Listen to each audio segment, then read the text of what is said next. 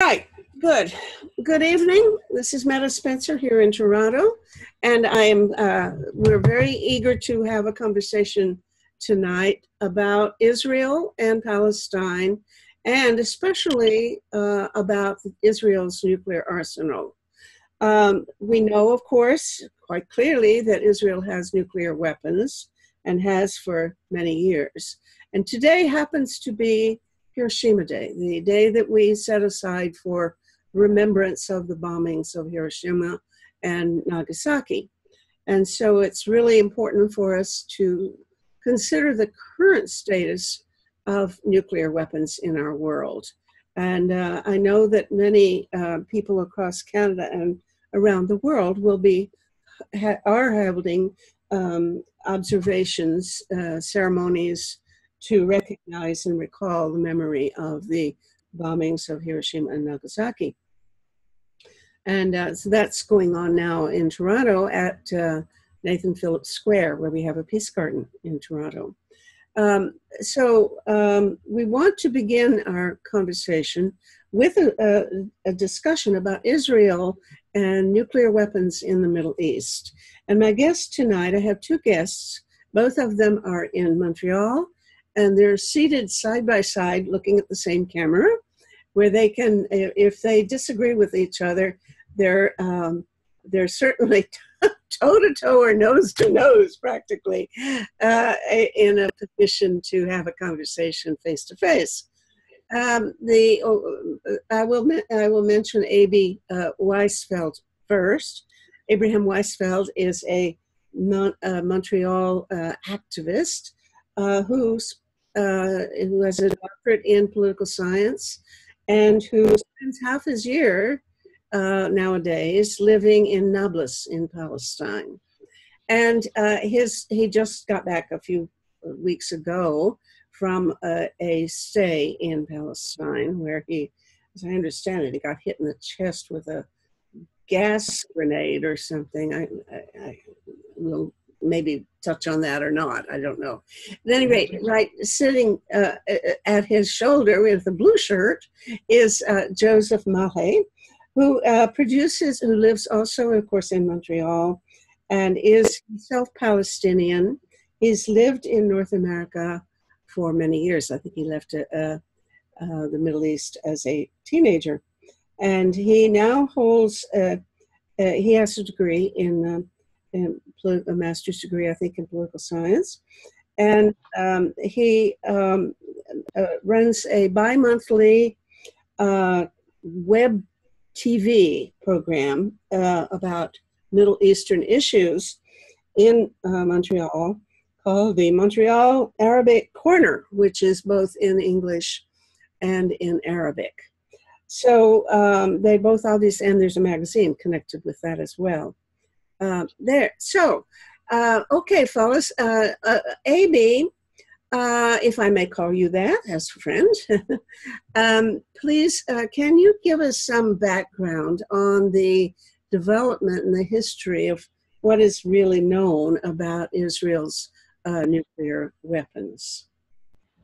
Well, this was started in the 50s, quite a while ago, when in return for Israel's support to France and Britain in terms of its occupation of the Canal Suez, the Suez Canal, which had been nationalized by the socialist rebel Abdel Nasser, who nationalized the canal.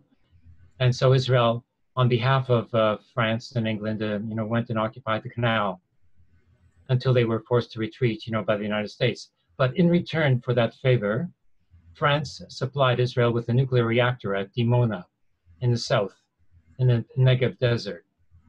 Now, this nuclear reactor was used to produce the byproducts which were used to make some of the first bombs and other material, fissionable material was stolen by Israel over the years to make the different kinds of bombs that it has now. And this was revealed, by a whistleblower. So we have the proof, in terms of the photos that were published by the English journal, the Sunday Express. Mm-hmm. Of course, very, very wonderful whistleblower named Mordecai Vanunu. who is, for most of us at any rate, a hero, someone I cannot imagine being as brave as. So, yes. Okay. He was in prison for 18 years and Mm-hmm. kept in solitary confinement. And even now, he's released, but he's not allowed to speak to journalists, and he's not allowed to leave the state of Israel. I Mm-hmm. happened to bump into him while at a vegetarian restaurant next to the main street there with the trolley going by Where was this? In Jerusalem? in Jerusalem. Ah. So he's walking down the street, and he's very recognizable to me. I've seen so many pictures of him. Uh-huh. And I said, Mordecai. And he stopped. He turned around. And I said, Mordecai Vanunu. And he says, yes. So then he's worried, like he's worried if I'm a journalist, if I'm, a spy, whatever. And I said, and he says, yes. And I said, I love you. Well, I love him too. Was he surprised? So, outburst of affection. Very cool guy, he says, thank you. And I said, you did a wonderful thing. And he says, yes, but I'm not free. And I said, well, it doesn't matter, you did it anyway. And so then he accepted that, and then he kept on walking away because he doesn't want to endanger his status there, because he thought I might have been a journalist or something. In fact, I am, a journalist, on YouTube, so. Mm-hmm. Mm-hmm. Very nice to see. Does he still live?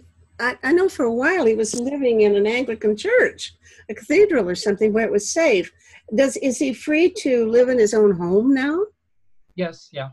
Yeah, he does. I think he married a few years ago, if I'm not mistaken. I'm almost sure I saw a picture of his wife with him. Probably. Right.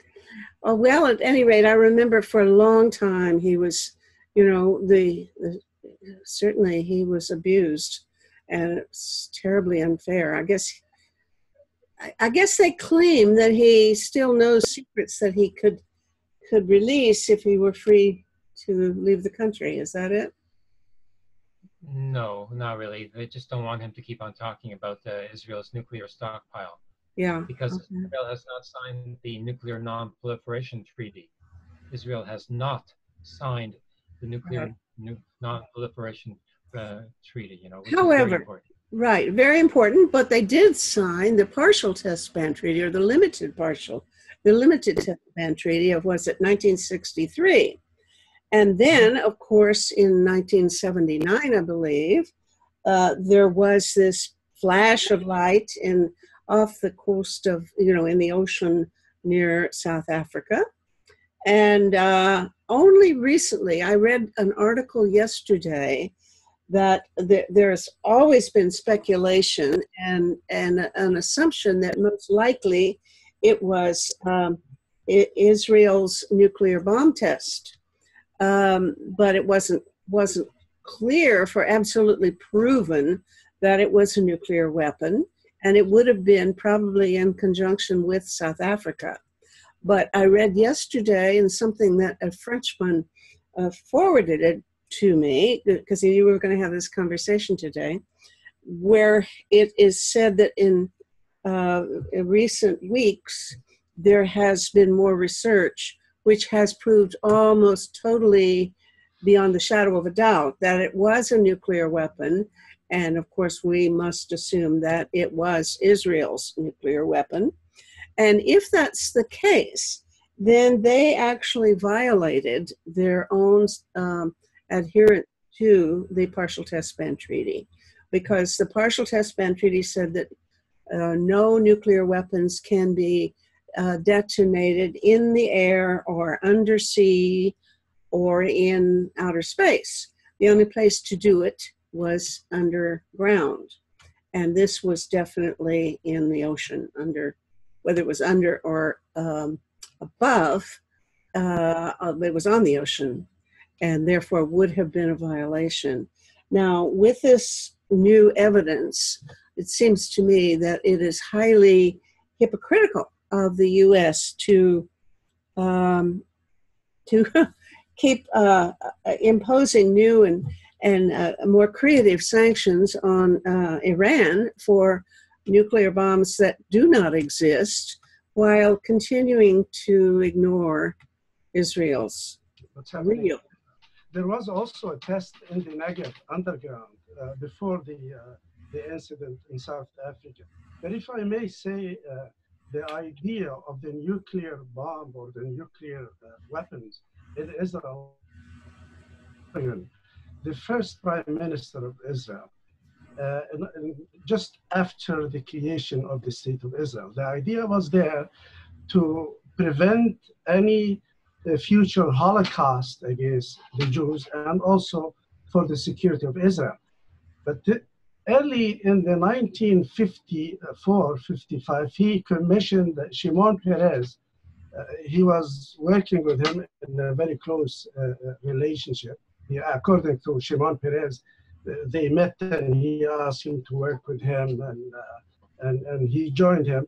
And one of the first commission of Ben Gurion to Shimon Peres is to investigate this idea of the nuclear weapon or reactor. It came at the same time when the United States kind of accepted building a nuclear reactors, but for peaceful purposes. And Israel jumped on that idea. We want a reactor for peaceful. According to Ben Gurion at that time, he said, we will use it to desalinize the desert and the Negev desert, and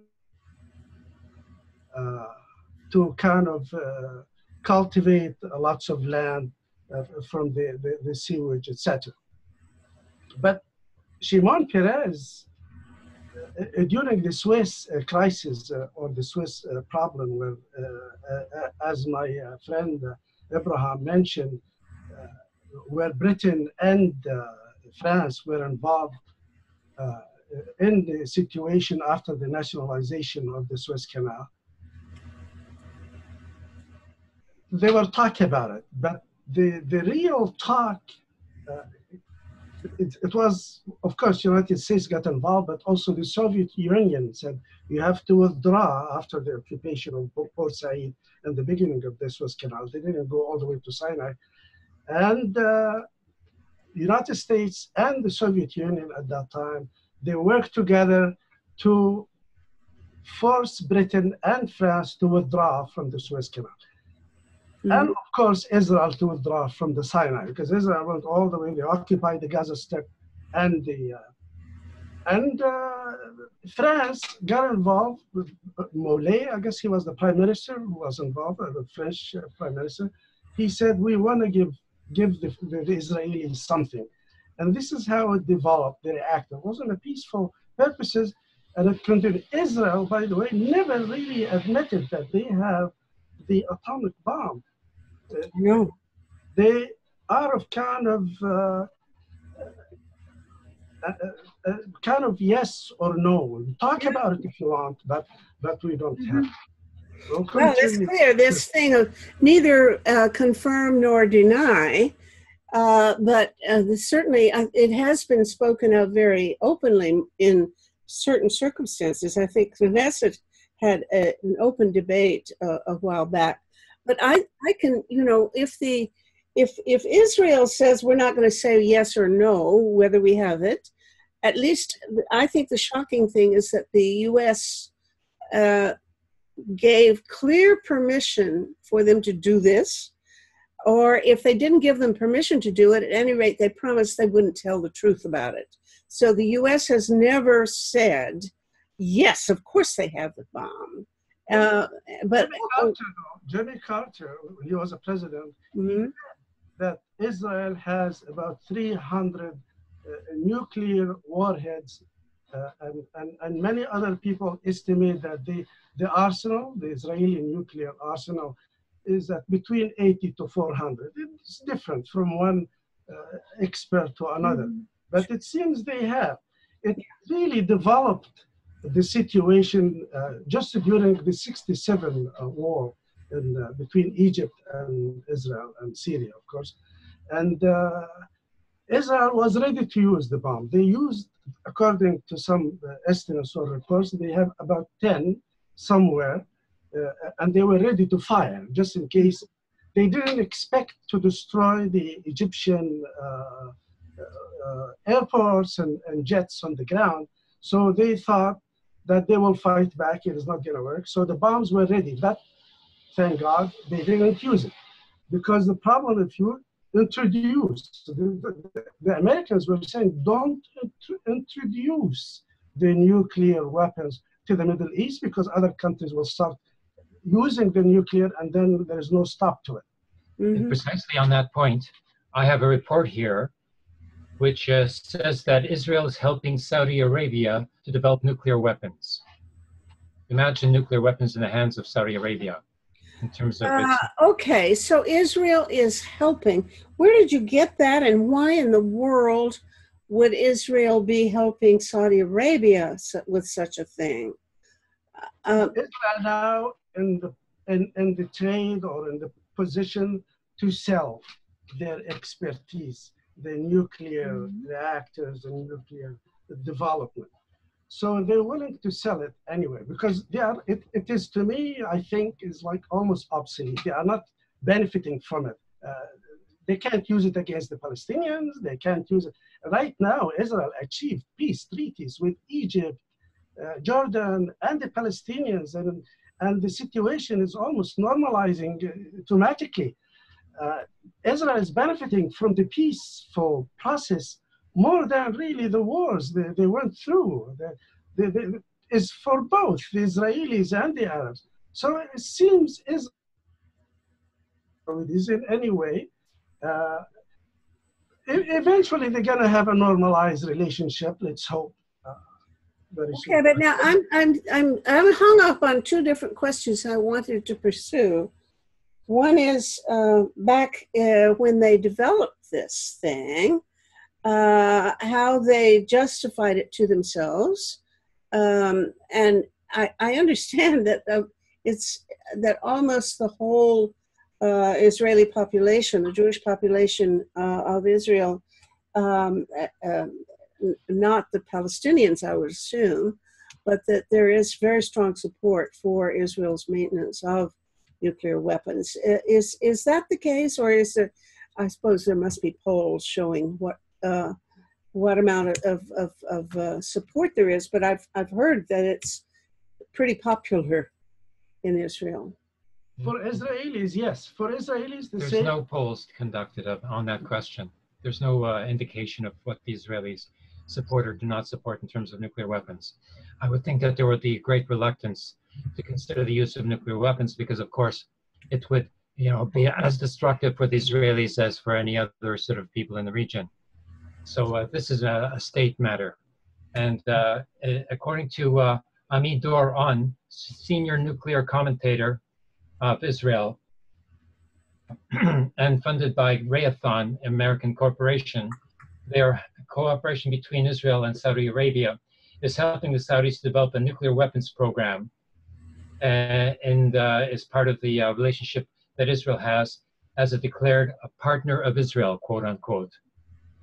So this is a very dangerous situation because Saudi Arabia, of course, wants to use every means possible in its conflict with Iran. Iran is frankly don't think that Israel is or Saudis are likely to actually detonate a nuclear bomb. That is not in the cards, is it? I mean, every other country has been pretending that the nuclear weapons are just used for the purpose of deterrence, which means, of course, they're used to keep themselves from ever being used. So, as a precedent, there was weapons of mass destruction used by Iraq against the Iranian forces in their war, in which chemical weapons were used in mass. Mm-hmm.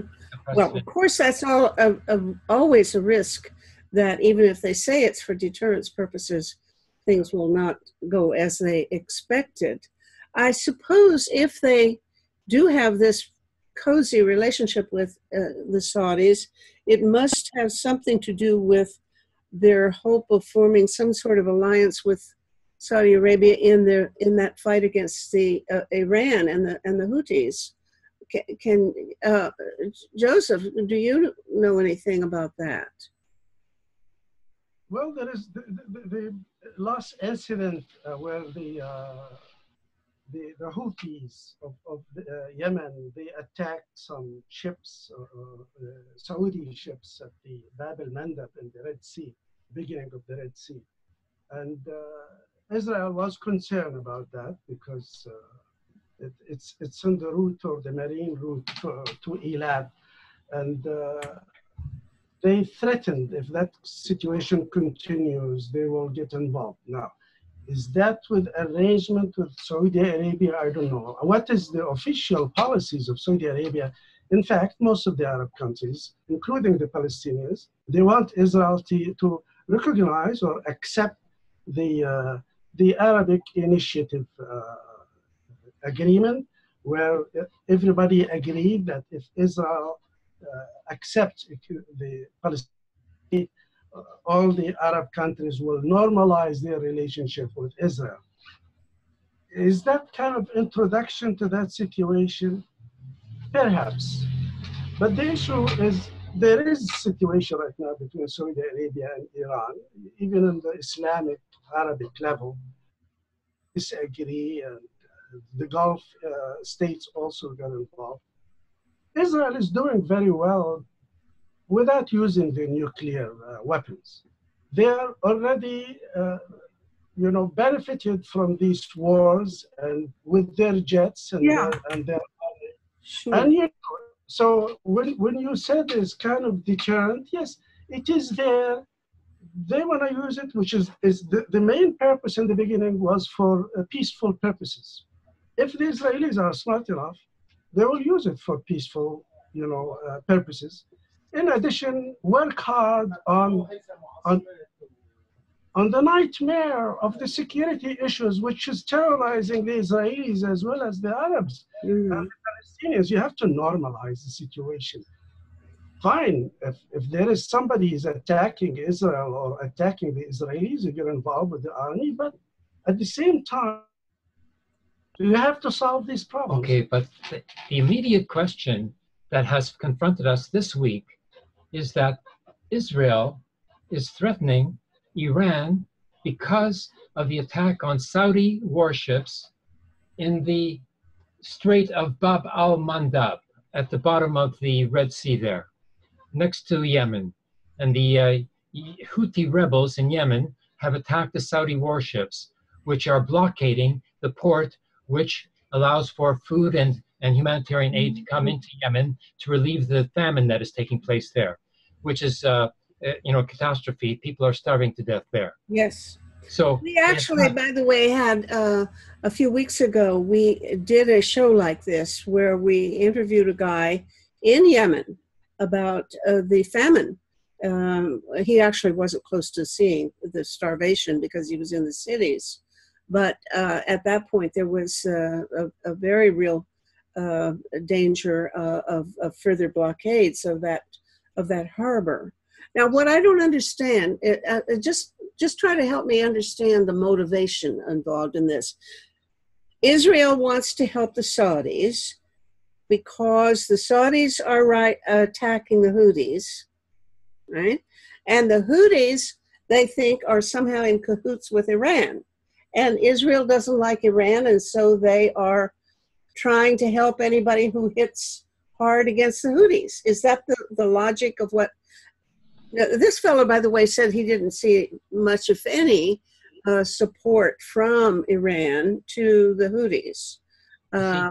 Iran is supporting the Palestinians, and Saudi Arabia is supporting the State of Israel. So the State of Israel is going to oppose Iran and rely upon its strategic alliance with Saudi Arabia. Prime Minister Netanyahu said about this attack on the Saudi vessels, if Iran will try to block the Straits of Bab al-Mandab, I am certain that it will find itself confronting an international coalition that will be determined to prevent this. And this coalition will also include all of Israel's military branches, which includes the nuclear option. Israel is willing to go to war against Iran in order to stop Iran's support of the Palestinians. there is something called the Samson option. There's even a book written about that with this title, in which if Israel considers that if it is threatened by any power that it cannot defeat by ordinary conventional military means, that it is willing to use the nuclear option in order to defeat that enemy, if they consider that this is a threat to the continued existence of the state of Israel. Not the Israelis, but the state. All right. So let's shift, if we can, then to talking not just about the nuclear, although I don't want to let go of this nuclear question, because for one thing, I'd like for us to at least come back to it. Consider the notion of the Middle East nuclear weapons free zone, which was proposed a few years ago at the United Nations as part of the NPT. And it has gone nowhere. They were supposed to have a conference. It was all set up, and Israel, of course, would not participate.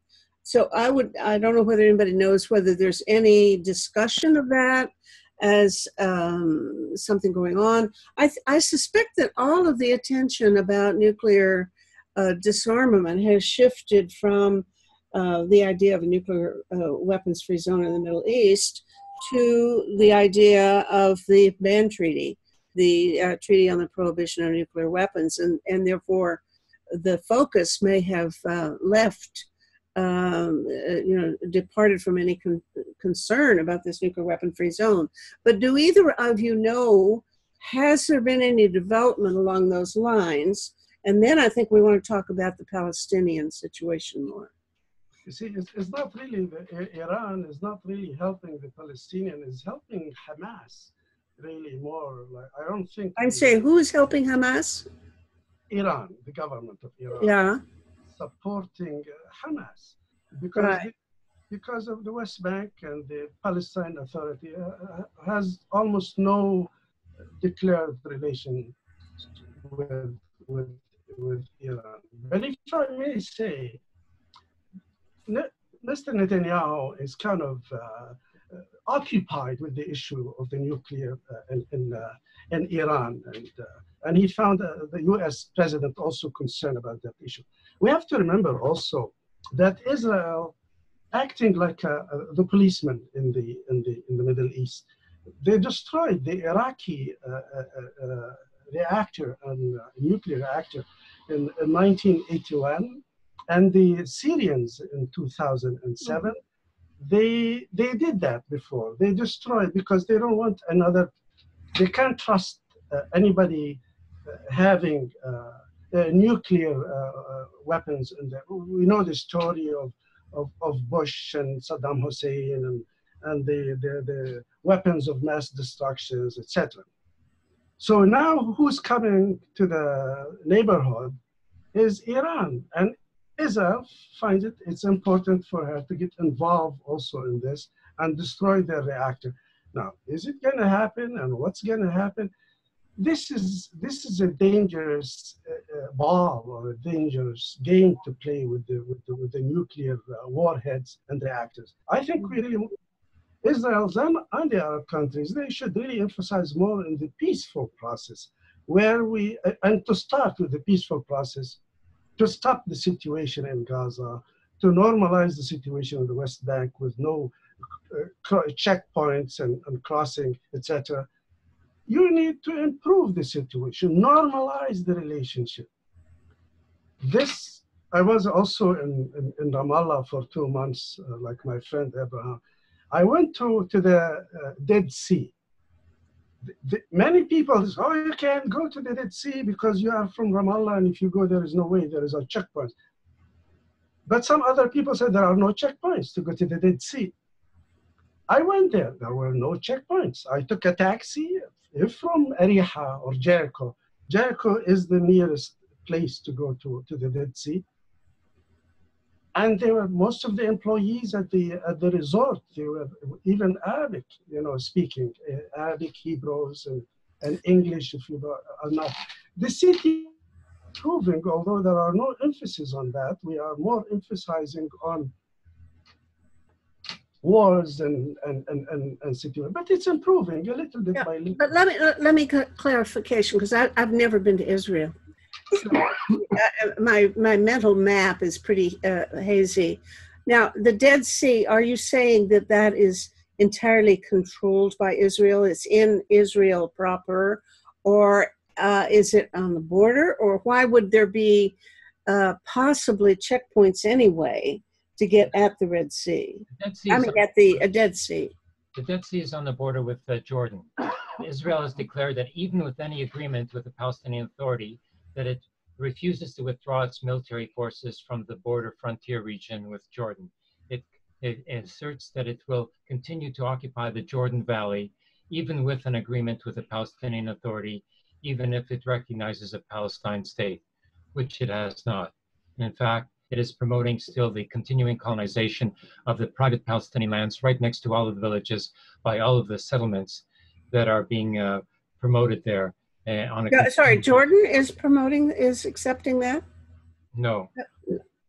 Jordan is in, like, let's say the Dead Sea is like a zucchini or Okay. or aubergine, you know. Yeah. And on one side, the east is Jordan. Okay. Dead Sea is shared by Jordan. And the western part is by Israel. It is the Dead Sea in Israel is part of the West Bank. It's part of the Palestine Authority, right? Mm-hmm. And it's part of the occupied areas, which was occupied in 1967, where the United Nations had a resolution to say to Israel, you have to withdraw. And eventually, if Israel really want to have peace with the Palestinians, the Arabs, and to accept the Arab treaty, they have to withdraw from these parts. Go turn it around. So it's the Dead Sea, half of it is really You said that already. Okay. Yeah. Now, the point is that the occupation of the West Bank is a military occupation. There is no rule of law. The Palestinians are arrested in mass. There's like 7,000 Palestinians who are in prison. About 700 under administrative detention without charge are imprisoned by Israel. And there are even Palestinian prisons that the Palestinian Authority arrests Palestinians and puts Palestinians into Palestinian prisons as well. There's two police forces, a preventive security force, which is financed by the United States, which goes around arresting Palestinians under orders from Israel. So there's close collaboration between Israel and the Palestinian Authority to the detriment of the Palestinian people themselves. So the military occupation continues. There is no international law because Israel considers that its sovereignty governs the West Bank.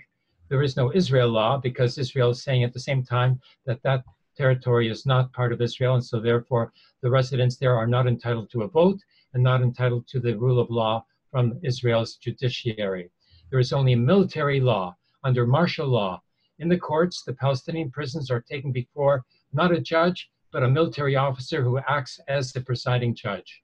And that is all. And decisions on detention of that Palestinian is determined on the basis of security questions alone and what rumors are extracted by torture or whatever about that particular prisoner. That's how it is. There is no question about the situation there. There is occupation, Israeli occupation or siege, as the situation in Gaza, and mistreatment of the Palestinians by the Israeli army and the security forces. There is no question about it, you know.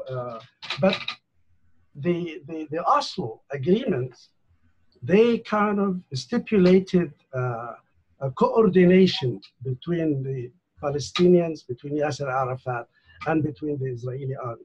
So there is a coordination from the Israeli army, which is supposed to be in charge of the security issues in the West Bank. It's located in Ramallah. It's Israeli head of the branches of the army and Palestinians. They work together to say, okay, fine, I'm gonna go arrest Abraham. The Palestinian security will open the road for them, stop the traffic, and the Israeli army will go and arrest. There is these guys, they work together. This is in the West Bank that this happens. And the Palestine Authority. We want to make the distinction then between the responses in the West Bank and the responses in Gaza. Mm-hmm. The Gaza situation is different. Yeah. The Gaza situation, when Mr. Ariel Sharon decided to withdraw, he said, okay, fine, we have 7 colonies here, and let's withdraw.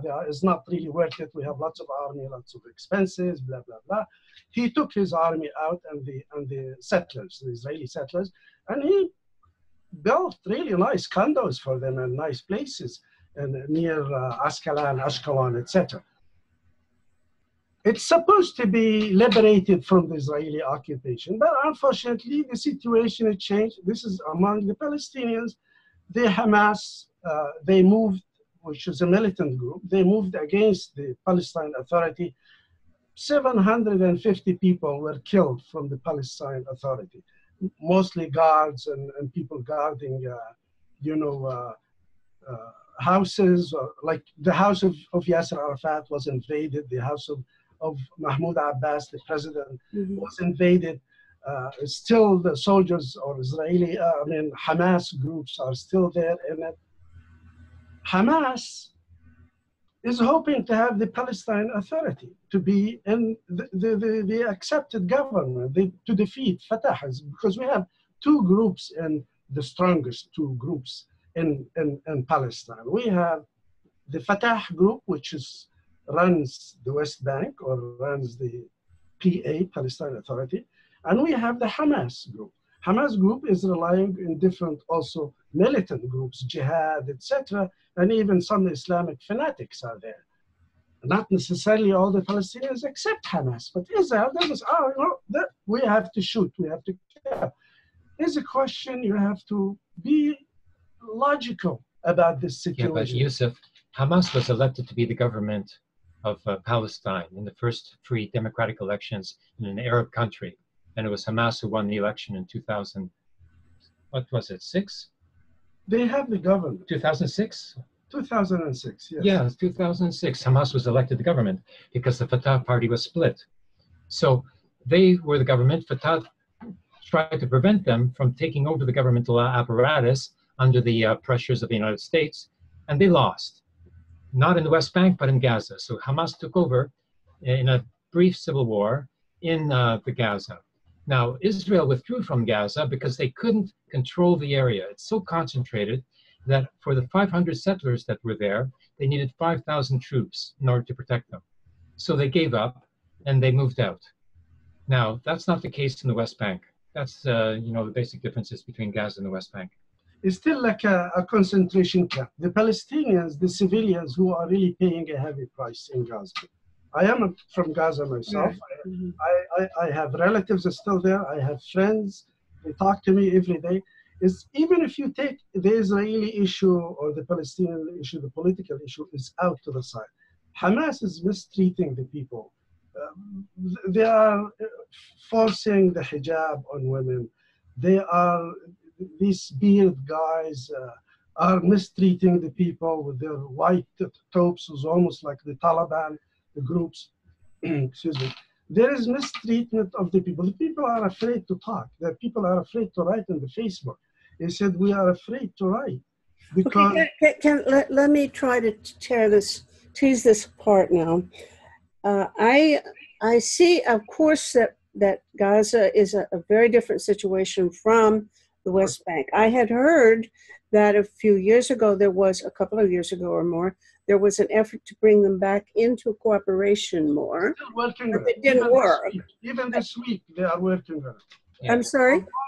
This week, they are meeting in Cairo and they split and they didn't agree. They're still the same story for more than 10 years. Okay. Now, what you said a while ago was that the military of in the West Bank cooperate to some extent with the Israelis, that they will open the gates and things like that. Now, what is the status of the relationship between the Palestinian Authority and and Hamas now, and how much difference does that make to Israel? Would Netanyahu care what the relations are? I'm sure he does, but I don't know, in what way would he care what the relations are between Hamas and the Palestinian Authority in West Bank? Well, under pressure from the United States and the Israel government, um, Fatah is making it difficult to have a process of reconciliation with the Hamas government of Gaza. In Egypt, the Egyptian government has negotiated an agreement for a reconciliation between Hamas and Fatah. Hamas has agreed to this reconciliation agreement, but Fatah is reticent to come to an agreement, to have new elections, which are due since a long time. So it's very difficult, because the Hamas government is not under control of the United States, whereas the Palestinian Authority is, because they're dependent upon the I think it's $386 million a year, which is paid to the Palestinian Authority by the United States to supply salaries for the police officers who control the West Bank region. I doubt that. But let me just say something. Hamas is considered by even the head of the Hamas, Ismail Haniyeh, in Gaza. He's in the blacklist as a terrorist by the Senate in the United States. Hamas is by even Arab countries, by Saudi Arabia, is considered a terrorist organization, a criminal organization. You have, when Mr. Trump went to Riyadh, to Saudi Arabia, and if you remember, he got lots of money and he sold lots of arms to Saudi Arabia. The 54 countries mostly are Islamic, even not just the Arabs, all the Arabs, Egypt, etc. They all agreed in a statement that Hamas is a terrorist organization and nobody should work with them. So, and wherever they go, they can't really go. Like the Hamas, when they are outside, they are secrets. When they are in the Gaza, they are almost in a siege. They can't get out of Gaza. So whether the Palestine Authority is refusing to make a deal with Hamas, from my point, I think Hamas is refusing. Hamas is very Islamic, they call it mutatarrifin, Islamic, similar to the Muslim Brotherhood, very close to the policies of ISIS. Maybe different. Well, that's a really incredible claim. But it's the same line. Where is the ISIS came from? Came from the Muslim Brotherhood. And where Hamas came from? Came from the Muslim Brotherhood. ISIS came from Saudi Arabia. Saudi Arabia, because the Muslim Brotherhood. Hamas is not important here. What's important is that the demonstrations at the border, at the frontier with Israel, where the demonstrators are being shot down every Friday by Israel, are taking place on a spontaneous basis, not because Hamas told them to go there. Israel claims that this is Hamas initiated, but this is spontaneous demonstrations from the people, Palestinian civil society. Right. And they're going there. And Israel is trying to make an agreement with Hamas for a ceasefire if Hamas suppresses the demonstrations of its own people. But Hamas will not be able to do so. So the agreement proposed by Israel for a ceasefire is not going to work.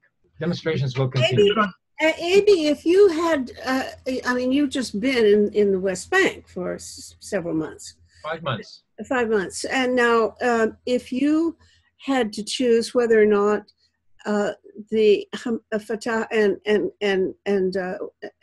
Hamas reconciled, whatever that means, would you favor it? And why?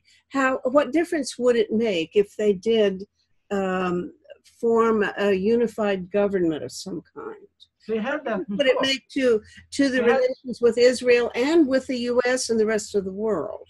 They had a unified government at one time, which is Hamas and Fatah, and they were one together. But Hamas was happy about it. They want the whole cake. They did. There was never a unified government. There was a technocratic government. Cabinet. Today they call it a unified cabinet. Of independents, not Hamas and Fatah, but independents who were, like professors, basically, who were formed a government there, which did not work because neither one nor the other. The European Union stopped aiding the So the cabinet. The United States, they said, no, we won't deal because you have Hamas members with you. So any government has Hamas, it's crossed out from the international community. Yes, but the Palestinian people is another matter. They will not follow the dictates of the United States or the European Union. What is happening is that a reconciliation agreement is basically for the purpose of holding elections to make a new government. Now, a unified government. A unified government, AB, or some half, what else would it be? It's an agreement, a technocratic agreement for an administration that will conduct an election, and the Palestinian people will determine who the government will be. And most likely it will not be Fatah, because Fatah has sold out the Palestinian people. So there will be a lot of support for Hamas, a lot of support for independence, and there will not be a further Fatah government. So Fatah is opposed to having an election for that reason. That's the problem. Abbas is now a dictator of the West Bank, and he's Fatah, and he's cooperating with Israel still, even though he said he would, cut off security coordination with Israel after, so many Palestinians were killed. Nonetheless, he continues because of the funding from the United States of America. Okay, let me shift a little bit and ask you about the Israeli peace activists and various groups in Israel who are looking for some kind of solution to the whole problem. What do they want for Hamas and Fatah to do? Do they want an election? Do they do the people who are friends of yours in Israel want this some sort of common government, or what do they propose? Well, they don't have a position on what the Palestinian politics is because they're Israelis. They don't have a position. What is happening is yesterday there was a demonstration of 50,000 people against the nation-state law that was just passed by the Knesset, which is being contested now by the Arab national minority called the Druze. The Druze were previously in alliance with the Zionist state of Israel and were actually serving in the military and formed even, a brigadier general, is now opposed to the nation-state law and was one of the instigators of the demonstration that took place yesterday in opposition to the nation-state law, which privileges only one national identity in Israel, as supposed Jewish identity.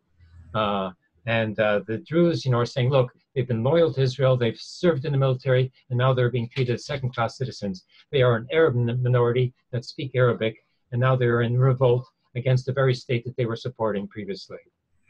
So this okay, is now you've changed my question into a different question. You've given a different answer, but let's pursue your answer, because I wonder, I had the idea that so far as the official statement of Israel went, they already consider themselves a Jewish state and officially were made, being Jewish a very important criterion of citizenship and so on. What is new about this law that changes anything really?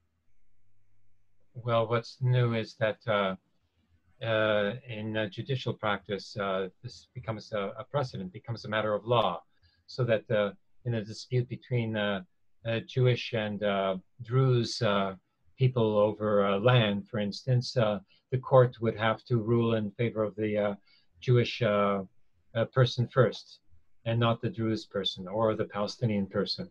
So it changes everything. But the Supreme Court of Israel will likely not accept this law as being a legitimate law, because it is contrary to any democratic principles. So the fundamental law of Israel previously did not it defined Hebrew as a national language of Israel, but Arabic was also a national language of Israel. They both had equal status. Now Arabic has a secondary status. Even though it does have an official status, it is a secondary status to that of Hebrew. So, there is also provisions in this new nation-state law for exclusive apartheid law municipalities, which refuse to allow any Palestinians or Arabs to live in that region. So it begins to set up, territorial divisions as well between the two, national entities that exist, within the state of Israel. The Arabs, of course, are from 20 to 25% of the population. And the Zionist thinkers, are very afraid of this presence, which they were not able to expel in 1948 and 67. And because of the higher rate of birth, they consider that this percentage would be increasing in the future, which would undermine the character of the state exclusively Jewish.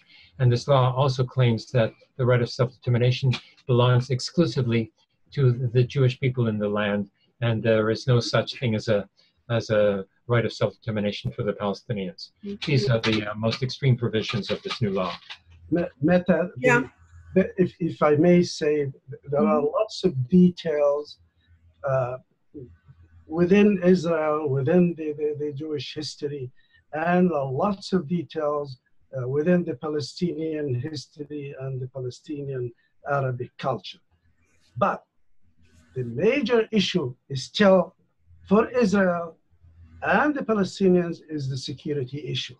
The security issue, you can't occupy the native of the country, the native people. Whether you say, oh, God gave me this land. By the way, Palestine, all the occupiers from the Greeks, the Romans, they used the religion. They always said, oh, this is because God told us to do this. I mean, look, forget even about the Jews to say, okay, God promised us. The Arabs also came with the Islamic things and they turned the Byzantine Empire, they also tried to make it all Christians. And the Romans and the Persians, there's a history, and they all used religion. So if we want to go in details, there is no end to it. But the issue right now, if Israel want to be a democratic and want to be a modern, it's not by a nuclear bombs or because there is no use for the atomic bomb. If you made a peace agreement with Egypt and the rest, and you are going to Saudi Arabia and others, there is no. You sell it maybe. You sell the nuclear reactors for making energy and electricity. Fine, it's good. You're helping the other people in the region. But you can't go and start shooting by your snipers, highly qualified people to shoot children, and one day they shot 8 children. That's illogical. Of course. I'm sure that we all agree on that. What I'd like to ask, though, is you both have strong opinions, no doubt, about the kind of solution you'd like to have. I know a little bit about Abi's vision of a solution from a few years ago. I expect you probably still hold pretty much the same idea. Do you two guys agree? If it were up to you to settle the whole problem of Israel and Palestine, and you just sat down between the two of you and drew up a plan, would it be the same? Would you agree on the same plan? And what would it look like? Well, we agree, of course, but it's your theory. Let me present my opinion, which is I do support your vision and your ideas, which is to have basically. No, you can't say what my position is. I have to say what my position is. I have to say critical. No. Okay, fine. No, I don't think we disagree about what we want, but what we want is not necessarily what will happen. So we have to talk about what is possible. That is why I wrote a new book, which is called The Federation of Palestinian and Hebrew Nations, which is the no-state solution, in which... And you call that possible. Good luck. In which you have the recognition of the Palestinian state in moving into confederation with Israel, and eventually with the return of the refugees, which numbers some 5 million to 7 million people internationally. Then or compensate them and settle their issues, because it's going to continue to boil. Well, with the right of return, that includes compensation. Then you would have an intermingling of the population, and then you would have to have a federation by necessity, not because it's preferable, even though it is, but by necessity, because the populations are already intermingled in such municipalities as Akka, Haifa, and Jerusalem. The populations are 50-50 already. So you have to plan for an intermingling of the population, the return of the refugees, and then you will have a federation in which both peoples live together with their own autonomous institutions. This is a vision for the future. One question for Aby. When you say federation, that sounds, we hear about things like a two-state solution, but are you talking about a two-state solution that is really one state? Something like that. What would a federation be like? It would mean that the people from each nation would be living in both territories and not segregated by a wall. And are there separate governments for the two regions? Yes, autonomous governments, national cultural autonomy for each with their own national police force for security, and each with their own language, schools, religion, etc. So a Palestinian could live in Israel but vote as a citizen of Palestine.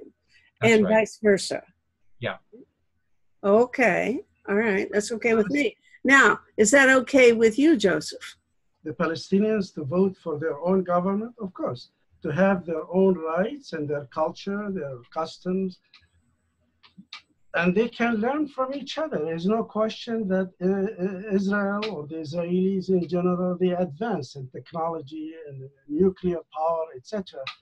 They can learn as one nation, as one group of people. Mm-hmm. Why not? Not to use it against each other and terrorize everybody. Okay, now Aby was talking about, let's talk about what is doable, what can be done. How realistic is this image that you both seem to share? How feasible and how far away is it? Is there any, are there any steps that you could imagine taking that would move you in a step-by-step direction toward that? Yes. Normalize the relations between the Palestinians and the Israelis. Israel has to stop this checkpoints business, stop the siege of the different Gaza Strip, etc. Try to be humans more than giving all the power to the army and to the security. I mean, security issues are all over the world. Every country has a problem with security. Why is it so exaggerated and blown up in Israel and it's controlling everything? Let's deal with the human issues also as well. See, presently, it's not Israel claims it's always a security issue for repressing the Palestinians. It is not a security issue. The proof, and I have proof to give you, is that every day there are 110,000 Palestinians with permits who enter Israel from the West Bank to work in Israel, okay? Exactly. Because they are paid less, so Israel employers want to employ the Palestinians. And for the Palestinians, they get paid more than they would otherwise inside the Palestinian territories. 110,000 with permits, plus 60,000 who enter into Israel without permits and who jump over the wall.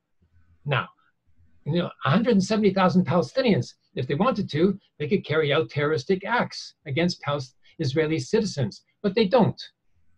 There is no desire for terroristic acts. There is no security question here. Israel blows this up into proportions that are ridiculous. When in fact, there are Palestinians all over the place. It is not a security issue. The wall does not protect Israel from any suicide bombers, as they claim. Okay, how are you going to get there, Aby? I mean, let's all agree that we want whatever it is you've just visioned for us. Can you visualize yourself a step-by-step process for making that happen? Ease the situation. You have to ease the security issues. How? How? By reducing the checkpoints. There is 100. Who's going to make Israel do that? How? Perhaps maybe the United Nations, the Security Council, they should involve and bring other. You see, there is different ways. Either the UN troops to man these security checkpoints. This is one. Second, I think from the Israeli point of view side, is hire civilians to do that instead of the army. It will ease the situation more than 50%. Okay, I have a mechanism that will accomplish this. In the Security Council, the United States always vetoes any resolution that's calling for the protection of the Palestinians, like sending in peacekeeping troops, etc. How to overrule the veto of the United States in the Security Council? There is a provision in the regulations of the General Assembly for a vote of 2/3 majority, which can overrule the Security Council veto of the United States of America, pass a resolution to send peacekeeping troops to Palestine to protect the Palestinians from Israel's military occupation. Wow, okay. If that's true, why hasn't it happened? Because there hasn't been a 2/3 majority yet, because the United States threatens all sorts of countries that they had better abstain, or vote against any such resolution which comes down to protect the Palestinians. Do you see any country that would like to take the leadership in trying to make that happen? Canada. I wish Canada will take a stronger role, because originally Canada was very active in the peace force all over the world, really. But it started after the Suez Canal, where they got involved, and they were successful. Mr. Lester B. Person, who suggested that when he was a yes, but Canada has voted twice in the General Assembly against the Palestinians in the last year or two. So Canada is a problem now. But 120 countries voted in favor of the resolution supporting the Palestinians, of Gaza recently. But there's 194 registered, in the UN General Assembly. So 120 is not sufficient. It has to change. Okay, guys, we have a way to go before we'll be through, but this has been a lively and extremely interesting conversation. I haven't been able to keep up with it all, as you have brought all these imponderables into play, but I'm very grateful to you for doing this for us, and I hope the audience will come back next week. We'll do another show. I can't tell you exactly what it'll be, but it'll be better than what I was afraid that was going to happen.